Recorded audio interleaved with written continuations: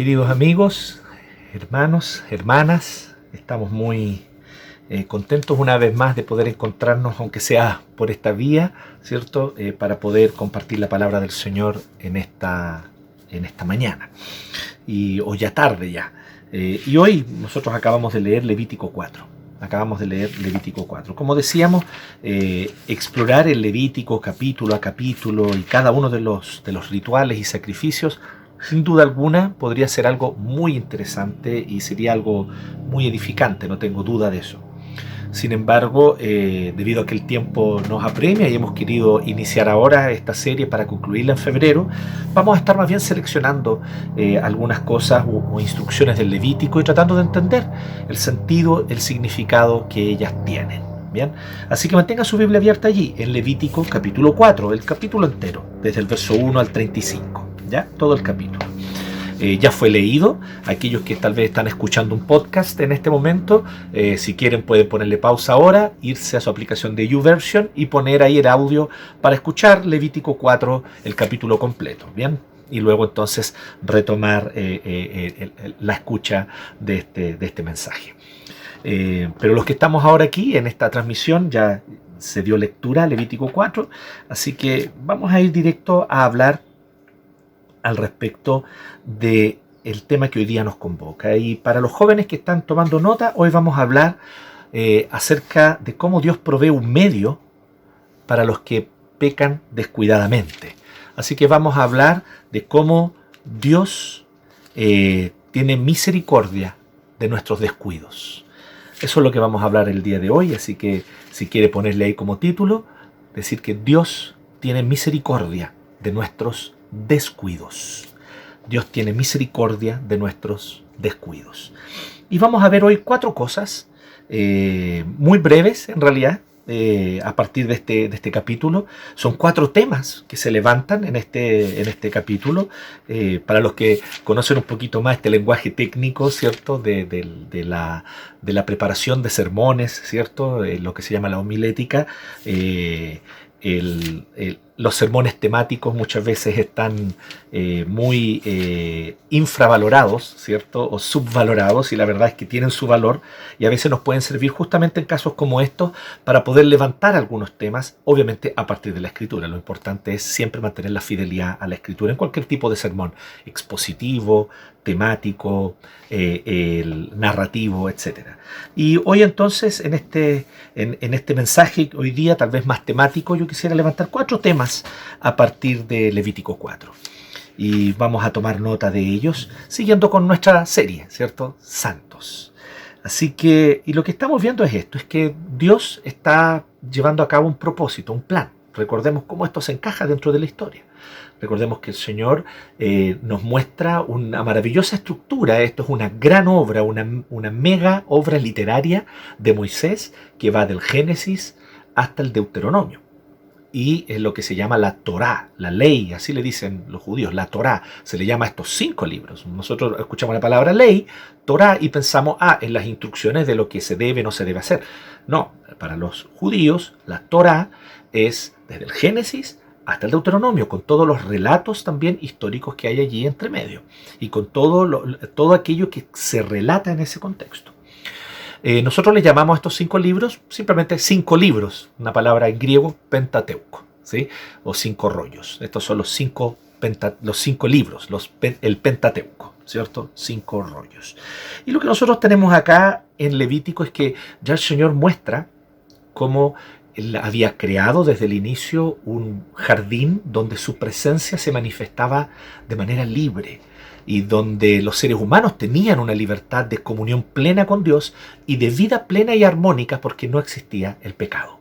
No había ingresado el pecado a la historia de la creación, a la historia del universo nuestro, digamos, en el que habitamos los seres humanos, por causa justamente de que el ser humano había sido creado bueno y sin pecado. Vemos entonces cómo el tentador, ¿cierto? Los tienta, la serpiente antigua que es Satanás, tentando al hombre y a la mujer, los hace entonces, o más bien los incita a pecar, y ellos pecan por su propia y espontánea y libre voluntad. Por lo tanto, este pecado lo que hace literalmente es abrir la puerta hacia la maldición de la caída en toda la creación. La tierra es maldita a causa del pecado y produce cardos y espinas, y ahora la tierra es difícil de poder obtener sustento a partir del trabajo. Antes el trabajo era gozoso, simple, sencillo, y se obtenía sustento de manera muy tranquila, pero ahora, después de la caída, es duro y es difícil y hay sudor. Así también vemos que la relación se rompe entre el hombre y la mujer, mostrando no solamente cómo el pecado daña la relación matrimonial, cómo daña la relación entre hombres y mujeres en general, sino también en la sociedad en general. La relación entre seres humanos y seres humanos se ve dañada a causa de enemistades, suspicacias, abusos, opresión, envidia, odio y rencor. Y cómo todas este odio va marcando la historia humana entonces de aquí en adelante. Evidentemente todo esto se origina con el peor de todos los quiebres, nuestra relación con Dios. Pues bien, eso ya nos relata, ya viene al inicio el Génesis. Vemos luego entonces, un poco más adelante, vemos las consecuencias de esto en la humanidad. Génesis se desarrolla ahí hasta el capítulo 11, hablando de cómo la humanidad se vuelve ambiciosa, mala. Vemos episodios de mucha violencia, al punto que Dios tiene que ejecutar juicio, a través del diluvio, quiero decir, en Génesis 6 al 9, en fin. Todo eso lo vemos, pero llega un punto en el 12 donde Dios decide: voy a traer redención, voy a traer un redentor, voy a traer un rescatador, va a ser un nuevo Adán que va a iniciar una nueva creación. Y para eso voy a preparar a un pueblo de donde vendrá ese nuevo Adán. Es así como Dios escoge a Abraham, ¿cierto? Guía a Isaac, a Jacob y luego a los hijos de Jacob. Ellos terminan viviendo en Egipto para escapar de la hambruna, pero después, al tiempo después, 400 años después, los vemos que son esclavos en Egipto, sometidos a trabajos forzosos. Sus niños son muertos, asesinados por causa de la tiranía. Una característica de la tiranía satánica en la Biblia es la muerte de niños, nunca olvide eso. La muerte de los más inocentes, la muerte de bebés, es un sello de la tiranía diabólica. Esto en toda la Escritura, usted lo ve en Faraón, en el Éxodo, usted lo va a ver en Herodes, también en el Nuevo Testamento. Así que tome nota de eso. Donde se promueve muerte de bebés, allí Satanás está actuando tras esos gobiernos y esas leyes. ¿Sí? A buen entendedor, ¿cierto? Pocas palabras.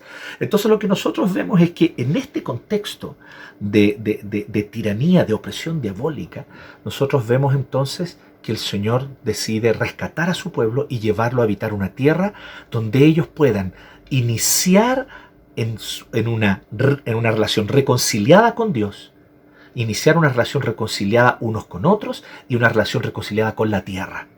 Así que Dios les prepara un territorio y decide llevarlos allá para que ellos puedan, de alguna manera, dentro de este mundo caído y afectado por el pecado, vivir una vida lo más posiblemente cercana a lo que era el Edén, mientras aguardan la nueva creación, la restauración y el Redentor que vendrá. Pero mientras tanto, ellos son desafiados a ir a habitar una tierra para tratar de vivir, pero ya no es exactamente igual que el Edén. El pecado lo dañó todo. La caída echó todo a perder. Hay muerte, hay enfermedad, hay destrucción en todo, en todo. En la tierra, en la naturaleza, en la relación unos con otros. Nuestros cuerpos se enferman y nos enfermamos y nos contagiamos unos a otros. Todo eso es consecuencia de la caída. Pero en este contexto Dios les dice: voy a darles una tierra donde habitar. Si ustedes siguen mis leyes, ustedes tendrán plenitud de vida, la plenitud de vida que se puede tener en un mundo caído, mientras se aguarda la nueva creación, la restauración de todas las cosas. Esa es la invitación amorosa de Dios a este pueblo. Los saca de Egipto con mano poderosa, los lleva por el desierto. Ellos muestran también su propio pecado, rebeldía, ingratitud en el desierto. El Señor entonces revela que ciertamente no solamente es un Dios misericordioso y amoroso, sino santo, justo, que no tolera ni un gramo de pecado frente a su presencia. Y por lo tanto vemos que muchos hebreos, después de haber sido libertados de Egipto, mueren a causa de su rebeldía y su pecado. Pero gracias a la intercesión de Moisés, Dios entonces dice: voy a habitar con ustedes igual, pero en un tabernáculo y con un sistema de sacerdocio y sacrificios, para que así ustedes puedan acercarse a mí, yo pueda habitar junto con ustedes y también ustedes puedan mantener su campamento, su vida social, su relación con la tierra, etcétera, lo más limpia posible en un mundo afectado por el pecado. Y eso es el Levítico, una serie de instrucciones para cómo vivir una vida separada de un mundo totalmente afectado por muerte, enfermedad, pecado, en todos los aspectos y las consecuencias también del pecado. Este es el mundo en el que habitamos.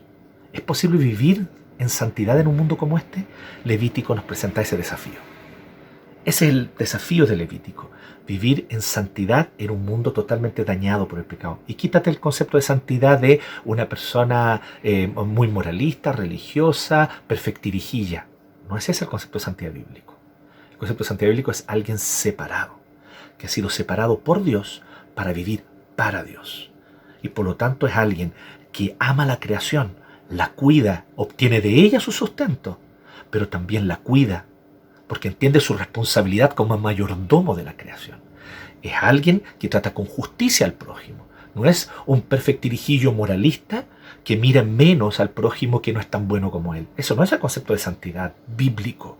El concepto de santidad bíblico es de alguien compasivo, que tiene compasión del pecador, que tiene compasión de su compañero, de su amigo, de su hermano, de su prójimo, porque sabe que él también es pecador, que también merece condenación, pero si ha recibido gracia de Dios, comparte esa gracia con otros también. Y que busca promover una buena vida para todos, que promueve el bien común, que promueve el bien de una comunidad, que promueve la justicia en una comunidad, que promueve relaciones justas en la comunidad y que ciertamente no tiraniza ni oprima al prójimo, ni siquiera en nombre de la justicia. No viene y obliga al prójimo, sino que sabe tener una relación justa unos con otros. Así que el concepto de santidad bíblico es mucho más profundo que simplemente una persona religiosa y moralista que pasa todo el día orando, que ayuna todo el tiempo y que siempre está mirando en menos a los otros que no son tan santos como él. Eso no es un santo, según la Biblia, ¿sí? Un santo es alguien como Jesús, que anduvo entre nosotros, que tuvo compasión de todos, que tuvo misericordia de todas, que mostró su gracia y su misericordia en todo aspecto. Y que ciertamente era justo, claro, severo con el pecado, nunca dorando la píldora, nunca llamando a lo malo bueno y a lo bueno malo, pero mostrando también que la gracia de Dios es capaz de restaurar y transformar todas las cosas. Eso somos llamados nosotros a hacer a través del Levítico, ser santos en un mundo oscurecido y dañado por el pecado y sus consecuencias.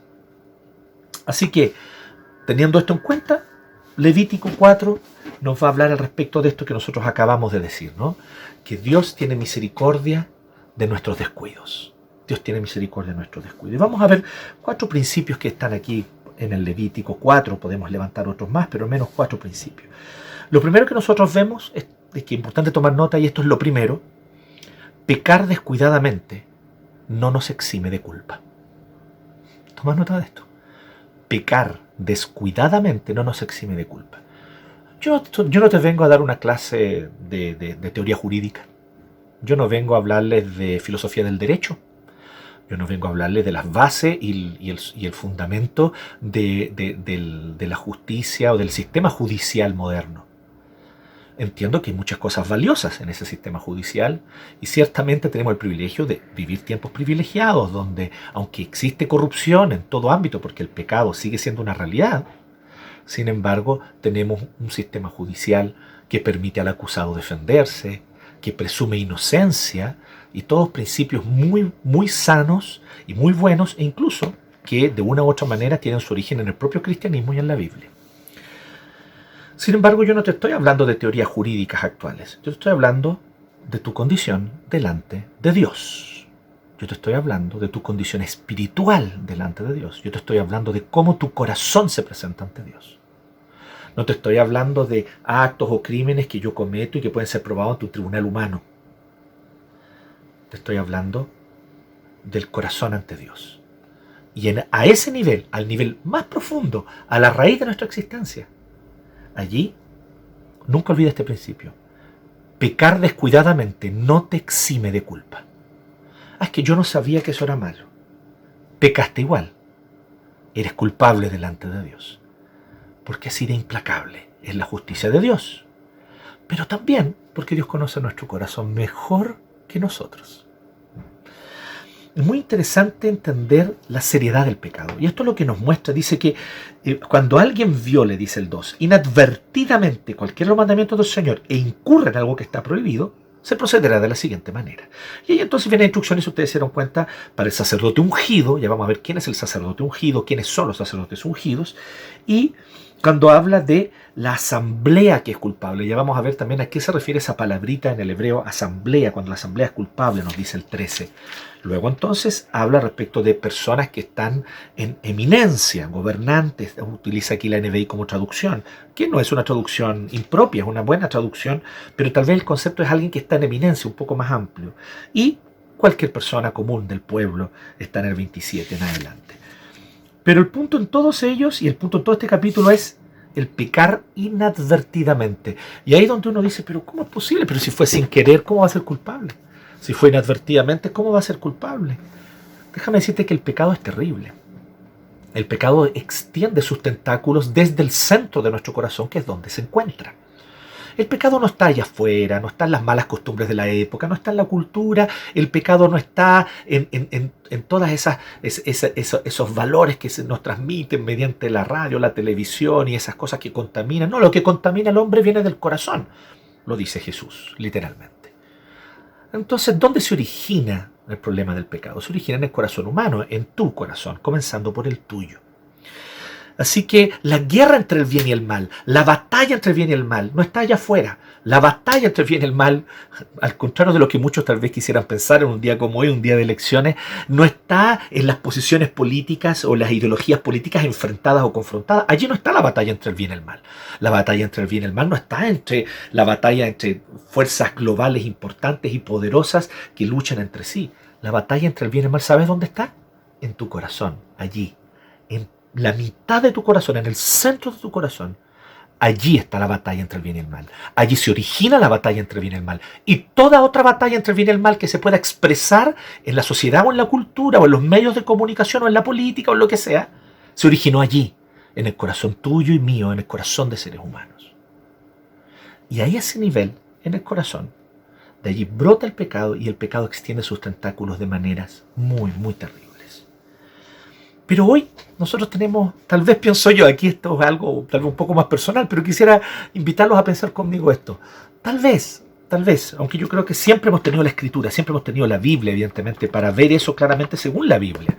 Pero hoy día, además de la Escritura y de la Biblia, que ya nos hablaba un testimonio muy claro sobre eso, tenemos una pequeña ayuda un poco más moderna para entender esto del pecado que se comete descuidadamente o del pecar inadvertidamente. Y esta pequeña ayuda es una escuela psicológica surgida por allá a fines de los siglos XIX, inicios del XX, que se llama psicoanálisis. ¿Han oído hablar? Sigmund Freud, Carl Jung, ¿cierto? Tal vez ustedes han oído hablar, sin duda alguna, del psicoanálisis. Muy, muy seguro han oído hablar de Sigmund Freud. Y es muy interesante, ¿eh? Es interesante que Sigmund Freud, de hecho, tuvo una formación judía. Tal vez, aunque él mismo era un ateo, se declaraba un ateo. Sin embargo, tal vez algo de eso lo influenció. No lo sé, honestamente no tengo tanto conocimiento sobre su biografía. Pero hoy día, como les digo, el testimonio de la Escritura es suficiente y siempre ha estado allí. Pero si además yo quisiera sumar algo de nuestra cultura moderna actual, el psicoanálisis ya nos apunta a esto. Piénsalo conmigo.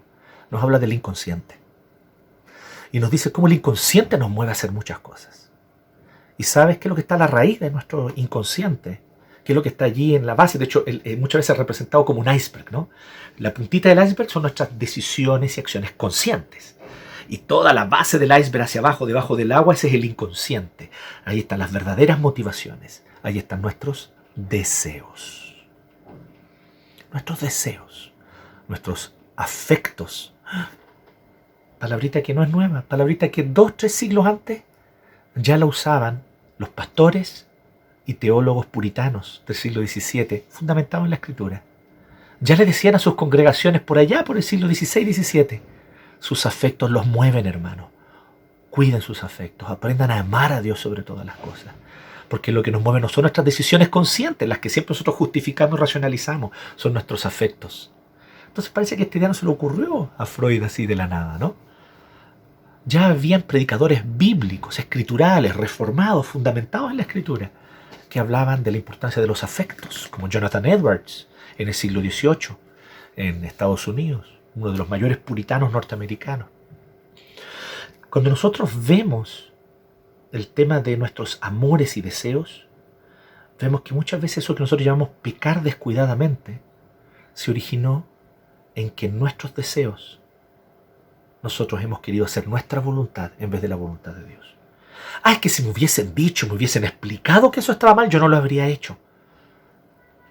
Creo que no es tan cierto, mi hermano. Creo que lo habrías hecho igual y habrías encontrado la manera de racionalizarlo. Pero también existe otro problema en eso. Como si tu problema fuese simplemente de ignorancia y eso te eximiese de culpa. No te exime de culpa. El hecho de que conscientemente no lo hayas tenido en consideración de manera racional cuando cometiste ese pecado, cuando tomaste esa decisión precipitada, cuando fuiste impulsivo, sin embargo nos deja de negar esta realidad. Esa decisión impulsiva, esa decisión que no pensaste bien, esa decisión que no tomaste en consideración algunas cosas, fueron igual decisiones tuyas que tú tomaste libremente y que fueron tomadas porque tu corazón se inclinó hacia ellas movido por tus deseos. Y esos deseos son no pocas veces deseos idólatras. Por lo tanto, asquerosamente pecaminosos. Porque el pecado más asqueroso en la Biblia no es la inmoralidad sexual, no es el robo, la estafa, que todos esos son gravísimos. Pero ¿sabes cuál es el más asqueroso de todos? Según la Biblia, y de donde se originan los otros, es amar a otras cosas, relaciones, personas, más que a Dios. Es desear reconocimiento más que desear comunión con Dios. Es desear tener el control y tomar yo mis decisiones en vez de depender de Dios y desear depender de Él. Es desear ser autónomo y declararme independiente de Dios en vez de desear depender de Él, como decíamos. Por lo tanto, estos deseos pecaminosos somos responsables por ello. Así que nosotros vemos que nuestro inconsciente revela deseos torcidos. Y esos deseos torcidos somos responsables por ello. Así que lo primero que vemos, hay que entregar un animal y derramar sangre y pagar toda una expiación por la culpa. Si usted no sabe de qué es lo que estamos hablando, vuelva al sermón anterior. Allí hablamos detalladamente sobre lo que significan los sacrificios, lo que significa derramar sangre, lo que significa imponer la mano sobre el animal, que es traspasar la culpa. Todos esos elementos están aquí. Pero ¿ante quién pecó? Inadvertidamente, descuidado. Pero si fue inadvertidamente, fue descuidadamente, ¿cómo va a ser culpable? Ok, yo puedo entender los principios jurídicos para un tribunal humano. Pero aquí no estamos hablando de principios jurídicos ante un tribunal humano. Aquí estamos hablando de la condición espiritual del corazón ante Dios. Y entonces no hay justificación. No hay justificación. Así que este es el primer principio. Pecar descuidadamente no te exime de culpa. Eres culpable. Algo amaste más que a Dios. Y ese deseo te movió inconscientemente. Pero igual es un deseo por el cual eres responsable. No estás buscando al Señor, no estás deseando amarle sobre todas las cosas. Otros amores, por lo tanto, comienzan a ser más importantes para ti. Y entonces, desde eso, empiezan estas decisiones impulsivas, irresponsables, descuidadas. En el área sexual, en tu vida matrimonial, en el cuidado que debes tener hacia tus hijos, o que deberías tener.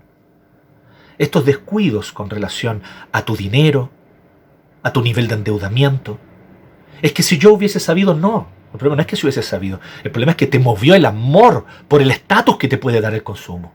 Reconoce lo mejor y pide perdón. Y así en tantas áreas. Decimos, pero es que fue solo un impulso del momento, no lo pensé bien, fue inadvertido. Eres culpable. Mereces condenación y debe haber derramamiento de sangre. Eso es lo que está diciendo Levítico 4. Por lo tanto, ellos debían entregar un animal igual. Y la sangre de ese animal debía ser derramada igual. En segundo lugar, nosotros vemos a partir de Levítico 4 que los niveles de responsabilidad son distintos. Vamos a ahondar luego en este otro que está a la base de esto. Todos somos responsables. Y esto es lo que nosotros tenemos que entender. Creo que Estamos demasiado acostumbrados a pensar en blanco-negro. Estamos demasiado acostumbrados a pensar dicotómicamente, ¿no? Hoy día está de moda hablar de esto de no pensar tan binariamente, no ser tan binarios. Se usa con el tema de género, pero también se usa en otros aspectos, ¿no? El tema del no ser tan binarios. Bueno, en algún sentido, hasta cierto punto, en los principios bíblicos también nos desafían a eso, a no ser tan dicotómicos, ¿cierto? Y uno de los aspectos es este. ¿Es o no es responsable? Bueno, según la Biblia, y según este capítulo 4, todos somos responsables, pero no todos somos igualmente responsables. Todos responsables. ¿Has pecado? Es que fue descuidadamente. Eres culpable. Pero, según cuál sea tu lugar en la comunidad, eres más responsable. Si Dios te puso como cabeza, eres más responsable. Si tú eres el padre de familia, el esposo del hogar, tú eres cabeza. ¿Eso exime de responsabilidad de los pecados de la esposa o de los hijos? No. Los hijos son responsables por su pecado y han de responder ante Dios por él. Culpables son cuando pecan. La esposa es responsable ante Dios cuando peca y ha de rendir cuentas ante el Señor, que es justo para juzgar con justicia. Pero padre, esposo, tú eres cabeza. Tu responsabilidad es mayor. Entonces aquí no se trata de ser o no ser responsable. No se trata de eximir de responsabilidad a nadie. Todos responsables por su pecado. Pero aquellos que son cabezas son más responsables. Los niveles de responsabilidad son distintos. Hay algunos de ustedes, esposos, quejándose del caos en su familia. Pero tú eres el padre de familia. Ese caos, ¿tienes conciencia que lo originaste tú? Entendemos que la palabra cabeza, Rosh en el hebreo, kefale en el griego, esa palabrita que aparece varias veces hablando del esposo, del padre, es una palabra que tiene un doble significado. Por un lado, autoridad. Ay, nos encanta ese sentido, ¿no? Cabeza es autoridad. Pero se nos olvida que también significa origen. Tú eres el origen de lo bueno y de lo malo que ocurre en tu matrimonio y en tu familia. Entonces es fácil quejarse de la esposa, del hijo, de la hija. Difícil es asumir la responsabilidad, sobre todo en estos tiempos donde lo común es eximirnos de responsabilidad, empujarla para allá. Pues bien, los niveles de responsabilidad son distintos. Miren lo que dice: si el que peca es sacerdote ungido. Es muy interesante porque, según el mismo Pentateuco, el sacerdote ungido es el sumo sacerdote, que es Aarón, y sus hijos. Ellos son los que son ungidos públicamente y reciben el aceite, que no, esto no es aceite de cocina ni aceite de oliva, son aceites aromáticos, esos aceites con los que se hacen los perfumes. Así que este aceite aromático caía sobre el sumo sacerdote para ungirlo como sumo sacerdote, y también a los hijos de Aarón, que ocuparían el cargo de sumo sacerdote una vez que Aarón muriera, y desde ese linaje vendrían los distintos sumos sacerdotes. Por tanto, estamos hablando de alguien que tiene una preeminencia. O sea, si ya la casta sacerdotal tiene un deber importante frente a los demás, son los que estudian la ley, que conocen la ley y la transmiten al pueblo. Esa responsabilidad ya estaba dada aquí en el Pentateuco por Moisés. Entonces, entre los sacerdotes, aquellos que cumplían la función de sumos sacerdotes, Aarón y su familia ungidos, tendrían aún mayor responsabilidad. Así que lo interesante es que en este caso y en el siguiente, si el que peca inadvertidamente es toda la comunidad de Israel, la asamblea será culpable. Aquí lamentablemente, y es porque es una sutileza del hebreo, pero esto es muy importante, lamentablemente la NBI tal vez no tuvo la mejor traducción. Recordemos, aquí no se trata de condenar traducciones, es una discusión a mi modo de ver infértil. La verdad es que toda traducción tiene cosas negativas y cosas positivas, ¿sí? Grandes cosas son positivas, la gran mayoría, y algunas tienen algunos reparos. Aquí hay un reparo. Lamentablemente no se dieron cuenta los traductores que aquí la palabra que se traduce por asamblea es una palabra específica del hebreo, no es la palabra para designar a todo el pueblo de Israel, es una palabra para designar a los ancianos de Israel, a los líderes, a la asamblea de ancianos. Y por eso incluso después dice, los ancianos tendrán que imponer las manos sobre la cabeza del animal para entregarlo como sacrificio. Entonces, si el que peca es el sacerdote, primero que todo ya vemos, tiene que responder. Aquí no hay sacerdotes que no pecan, ¿no? Aquí no hay nadie por sobre la gracia. ¿Qué pecado grave es ese? Es un pecado grave, el cual nos tienta a muchos de nosotros pastores, presbíteros, pensar que estamos sobre la comunidad en el sentido de que somos más buenos, más justos, más correctos, que necesitamos menos de la gracia. Qué grave pecado. Quiere el Señor que nunca cometamos ese pecado los líderes de esta iglesia. Que entendamos que todos somos igualmente necesitados de la gracia. Así que Dios parte con el sumo sacerdote, con los sacerdotes ungidos, y le dice: sacerdotes ungidos, ustedes también pecan. Sacerdotes ungidos, no se crean mejores que los demás israelitas. Ustedes también pecan, pecan inadvertidamente, pecan con su impulsividad y por lo tanto deben responder porque son culpables. Así que lo primero que Dios está diciendo es que aquí no hay justo ni aún uno. Pero una vez establecido esa idea, dice: pero si tú eres un sacerdote ungido, entonces no solamente tienes que hacer el sacrificio, poner a quemar el animal y derramar su sangre, sino que tienes que entrar al santuario y lanzar sangre hacia la cortina que separaba el lugar santísimo del lugar santo, la cortina del santuario. Y eso solamente ocurre en el caso que peque el sacerdote ungido, si se fijaron, del 3 al 12, o que peque los líderes de la comunidad, o el consejo de líderes, del 13 al 21. En estos dos casos solamente hay que entrar hasta el santuario, hasta el tabernáculo, y sin entrar al lugar santísimo, porque el lugar santísimo solo se entraba una vez al año, ya lo vamos a ver en otro mensaje más adelante, pero se tiene que lanzar la sangre del animal que fue degollado afuera, se tomaba en un pocillo esa sangre y se lanzaba la sangre hacia la cortina que separaba el lugar santo del santísimo. ¿Qué es lo que vemos, por lo tanto? Lo que está diciendo con esto es: aquí hay una seriedad mayor, porque eres un sacerdote ungido, uno de los sumos sacerdotes, con una responsabilidad mayor. Aquí hay una responsabilidad mayor, dice después del 13 al 21. Ustedes son la comunidad, el consejo de ancianos. Es como si el consistorio pecara, ¿me entienden? Así que debe haber, por lo tanto, esa sangre debe entrar en el santuario y ustedes deben lanzarla hacia la cortina, porque detrás de esa cortina, ¿quién estaba? La presencia palpable de Jehová, la Shekinah, la nube de fuego sobre la tapa del arca del pacto. Eso estaba detrás de esa cortina, una cortina gruesa, no se podía ver nada para el otro lado. Pero detrás de esa cortina estaba el arca del pacto, la presencia misma de Jehová. Entonces la idea es: desde la presencia del Señor puede salir fuego, ese mismo fuego que mató a tantos israelitas que pecaron en el desierto. Podría salir fuego y consumir a los líderes de Israel, o consumir al sumo sacerdote. Así que derramen sangre en esa cortina, para que esa sangre esté como testimonio de que hubo expiación, de que alguien pagó el precio, que hubo un animal inocente que pagó el precio. Por lo tanto, aquí hay un segundo principio que nosotros vemos. Los niveles de responsabilidad son distintos. Porque después, cuando habla de alguien simplemente importante entre el pueblo, o cuando habla de alguien común del pueblo, no dice que esa sangre tenga que ser llevada hasta dentro del santuario y lanzada sobre la cortina. En esos casos no dice. Igual hay derramamiento de sangre, igual hay sacrificio, igual hay culpa. Vuelvo a decir, no seamos dicotómicos.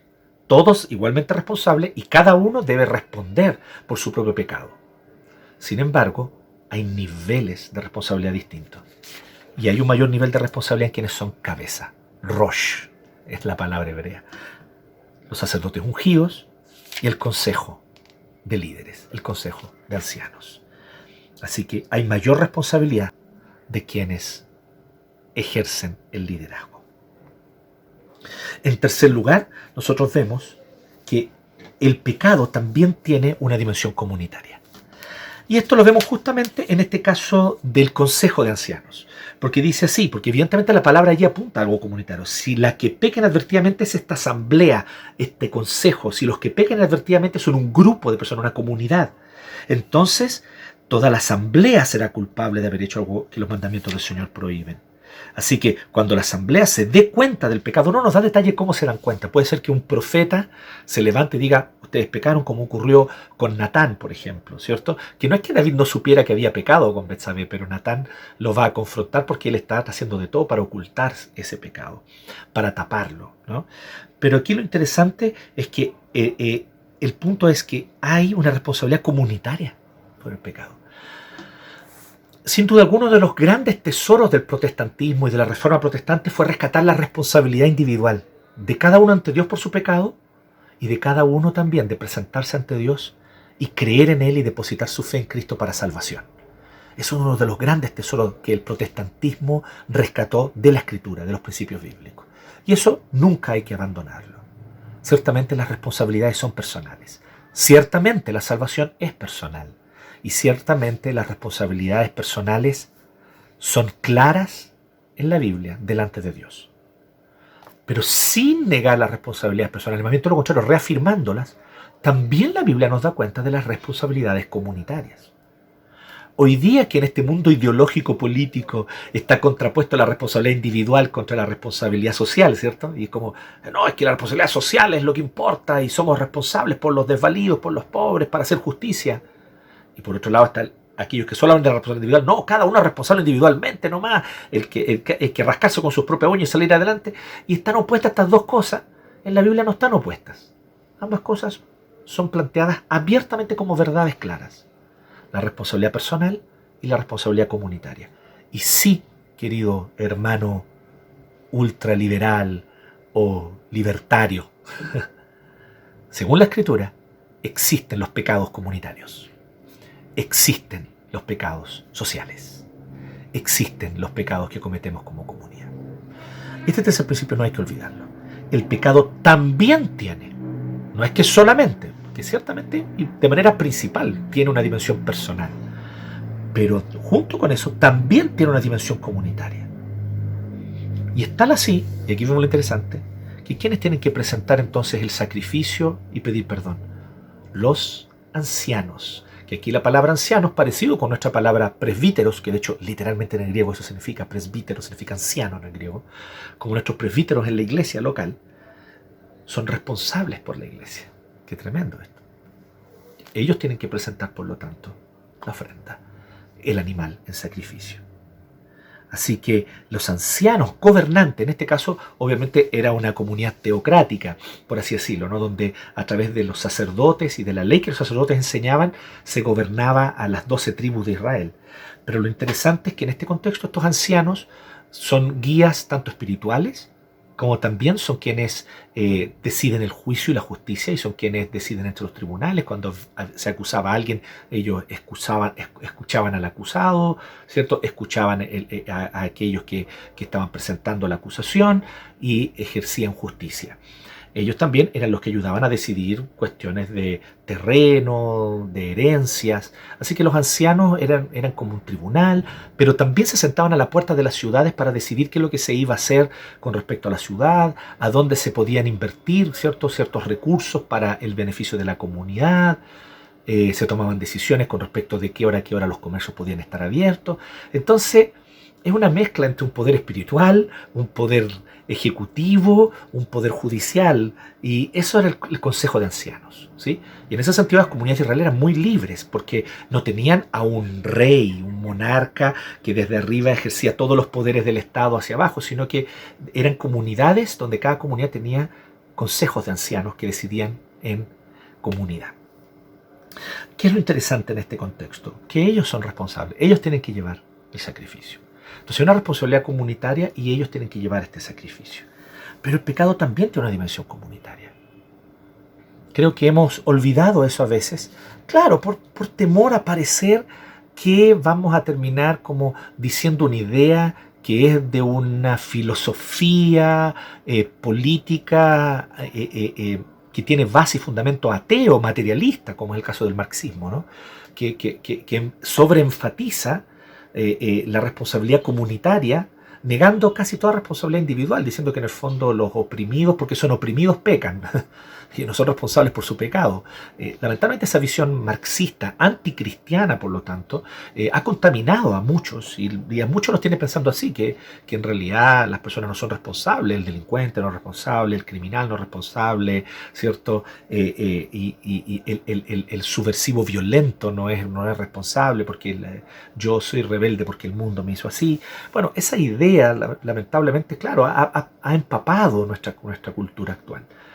Entonces algunos cristianos dicen, no, rechazan cualquier idea de una responsabilidad comunitaria. Pero no es así según la Escritura, no es así según el Levítico, no es así según los principios bíblicos. Y esto, si solo apareciera en Levítico 4, te creo, pero aparece tantas veces en la Biblia, aparece tantas veces en los profetas.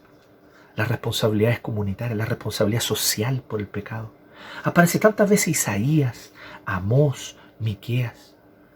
En el Nuevo Testamento Santiago y el mismo Jesús, en más de algunos de sus discursos de los evangelios, responsabilizó a comunidades. Habló de la responsabilidad de ciudades enteras, no solamente individuos. Las responsabilidades comunitarias también existen y deben ser reconocidas. El pecado también tiene una dimensión comunitaria. Así que también aquí nosotros vemos este tercer principio que es bíblico, que es escritural. Existe la responsabilidad comunitaria. Existe la responsabilidad de descuidar al prójimo. Existe la responsabilidad de no cuidar al prójimo desvalido, de no cuidar al huérfano, de no cuidar a la viuda. Hablemos solo como un ejemplo, del descuido al huérfano. Cuando nosotros, antes de este periodo de pandemia y estaba todavía la libertad, esperamos que pronto podamos volver, de ir a la cárcel como agentes pastorales a visitar a los hermanos de la cárcel. Y allí íbamos con algunos hermanos de nuestra iglesia. Y ellos pueden dar testimonio de esto también. Y nos sentábamos en la rueda ahí en el patio de la cárcel más peligrosa de Chile, Colina 2, tomándonos un mate. Y empezábamos a preguntar, entrábamos en confianza. De cada 10, 7, 8 de los presos habían sido del Sename. Habían pasado por una institución del Sename, algunos desde muy temprana edad, 1 año, 2 años, ya en el Sename con 2, 3 años de edad. ¿Hay una responsabilidad comunitaria o no? Y como bien decía un hermano, vamos a la cárcel y allí está el fracaso de todos nosotros como sociedad, el fracaso del Estado, el fracaso de los partidos políticos, el fracaso de las iglesias, el fracaso de las instituciones y ONGs, el fracaso de nuestras familias. Están allí. Siempre el Señor muestra misericordia y también vimos y hemos visto maravillosas conversiones, genuinas, vidas transformadas en la cárcel también, porque el Señor no deja de mostrar su misericordia sobreabundantemente.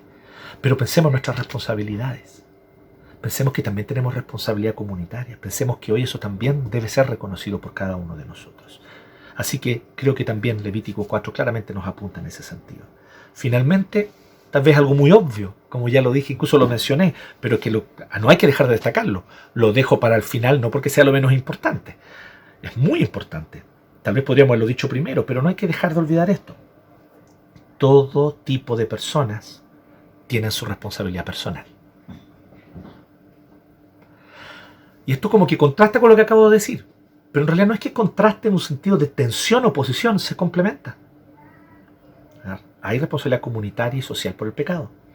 Pero todo tipo de personas tienen su responsabilidad personal. Por eso nosotros vemos que de manera tan clara dice 22, si el que peque inadvertidamente es uno de los gobernantes, la palabra allí técnicamente no es gobernante, sino que alguno que está en eminencia. Podría ser tal vez un miembro de la comunidad que tiene más recursos, un miembro de la comunidad que tiene más ganado, más terreno. Tal vez él es un importante. La palabra en el hebreo es como un importante, ¿sí? Entonces, si el que peca inadvertidamente es uno de los importantes. O el 27, si el que peca inadvertidamente es alguien común del pueblo e incurre en algo que los mandamientos del Señor prohíben. Entonces, ¿qué es lo que está diciendo? Que todo tipo de personas tienen su responsabilidad personal y deben presentar su sacrificio y derramar la sangre del animal. Todo tipo de personas tienen su responsabilidad personal. Nobles y plebeyos, ricos y pobres, gobernantes y gobernados. Todos. Aquí no existe la justificación del pecado por causa de que alguien está oprimido. Yo puedo entender las circunstancias que facilitaron el camino para que alguien cometiera pecado. Y ciertamente esas circunstancias sociales y culturales debemos hacernos cargo todos, porque efectivamente a ciertas personas les pavimentamos el camino para que vayan por el camino del pecado. Y somos responsables como sociedad de pavimentarles el camino al pecado. Pero en última instancia sigue siendo la responsabilidad personal de cada uno de ellos si peca o no. Porque no todo hijo de un abusador es abusador cuando grande. Eso usted lo puede comprobar. No todo hijo de alcohólico termina siendo alcohólico. No todo hijo de un hombre golpeador termina siendo un marido golpeador. Muchos incluso todo lo contrario. No todo hijo de un delincuente termina en la delincuencia. Muchos conscientemente toman decisiones que contrastan con aquello que fueron formados, porque la responsabilidad personal sigue siendo una verdad inalienable de la Escritura.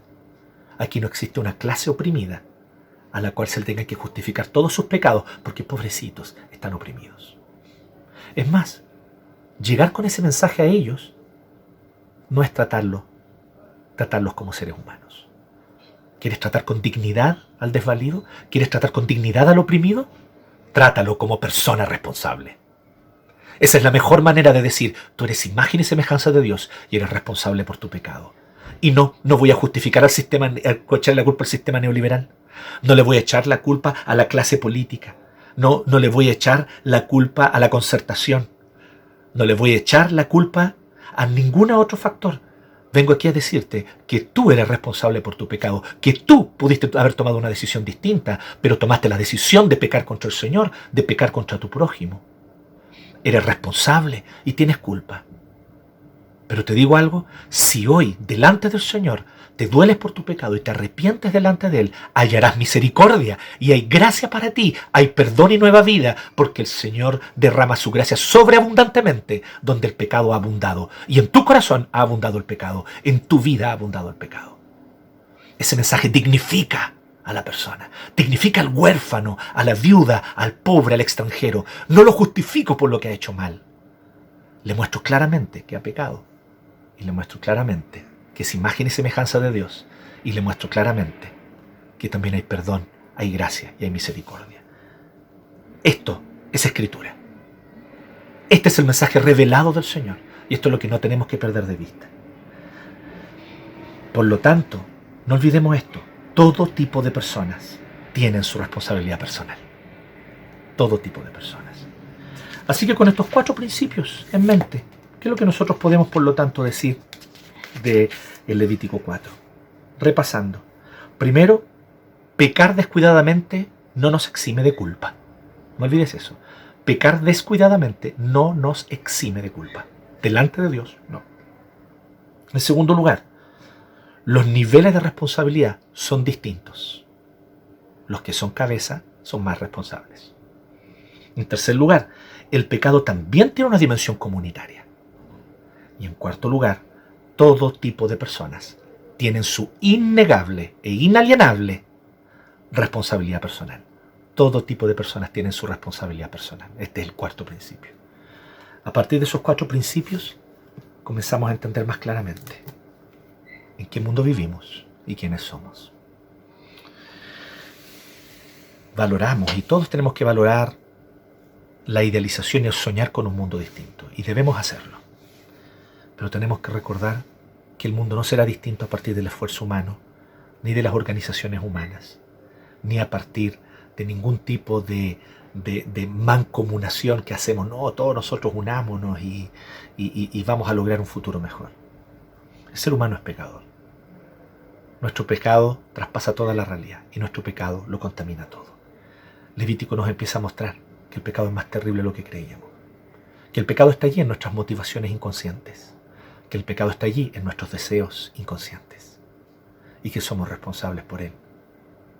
Y por lo tanto, nos muestra cuán maravilloso es nuestro Salvador. Quien derrama su sangre personalmente. Mejor que un cordero, mejor que un novillo. Porque es una vez y para siempre. Su sangre fue derramada una vez y para siempre. Y él sabía exactamente por quiénes estaba muriendo. Y no estaba muriendo por los mejores. No, él no estaba muriendo por las personas de corazón noble y de buenas intenciones. Él no estaba muriendo por los puros, los buenos, los justos.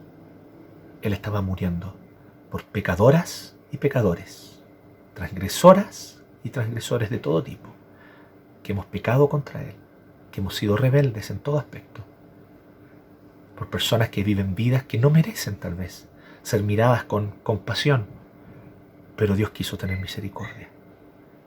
Por nosotros murió, por ti, mi hermana, por ti, mi hermano, por mí. Él derramó su sangre para nuestra salvación. Lo hizo voluntariamente, lo hizo sin que nadie lo obligara. Y ahí está el maravilloso mensaje de la cruz como hemos dicho otras veces. La cruz nos muestra la gravedad de nuestro pecado. Yo soy tan pecador que no bastaba un cordero, un novillo, ni siquiera una persona buena, con buenas intenciones. Tenía que morir el perfecto Hijo de Dios para pagar mi deuda. Así de pecador soy, y eso me lo muestra la cruz. Pero también la cruz me muestra cuán amado soy, porque el Hijo de Dios voluntariamente fue a esa cruz por mí. Nadie lo obligó, Él quiso hacerlo, porque Él me amó con amor eterno. ¿Te ha amado así también el Señor? ¿Crees tú en esto? Entrégate a Él de corazón. Hay gracia para todo el que ha pecado. Hay gracia para ti y para mí.